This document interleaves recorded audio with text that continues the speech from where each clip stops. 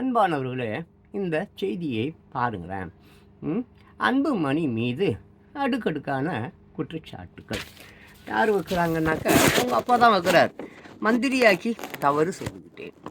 அப்புறம் அதே மாதிரி இன்னும் பாருங்கள், வளர்த்த கடாவே மார்பில் உதைத்தது. அப்புறம் கட்சியின் நிறுவனருக்கே கடலையாம் யார் அவர் இருக்கிறார் போல இருக்குது. அப்புறம் கூசாமல் போய் சொல்கிறாராம்.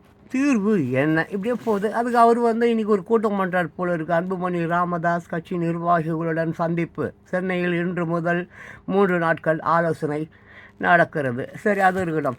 அப்புறம் ராமதாஸ் பேச்சால் அதிமுக ஜனதா அதிருப்தி, குடும்ப சண்டையில் எங்களை இழுப்பதா, இப்படி போதுங்க. பாமக இளைஞர் சங்க பதவியில் இருந்து முகுந்தன் உலகல், கட்சியின் எதிர்காலம் அன்புமணி ராமதாஸ் என பரபரப்பு கடிதம். இப்படியாக குடும்ப சண்டை அரசியலில் அரசியலை வச்சு மக்கள் கொத்தடிமைகளை ஏமாற்றுவாங்க. அது எல்லோருக்குமே நல்லா தெரிஞ்ச விஷயம். ஆனால் அரசியல் குடும்பத்துக்குள்ளேயே சண்டை இது ஒன்றும் புது விஷயம் இல்லைங்க. நம்ம அப்பா குடும்பத்தில் இல்லையா, அப்பா குடும்பத்தில் ரொம்ப நாளாகவே குடும்ப சண்டை உண்டு.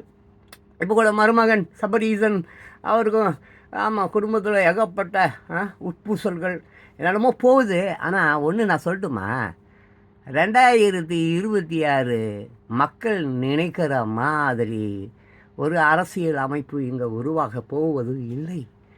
மக்கள் நீங்கள் எப்படி நினச்சிங்கன்னா இயற்கை எப்படி நினைக்கும்? இயற்கை 2026 வேறு மாதிரி கொண்டு செல்ல போகிறது.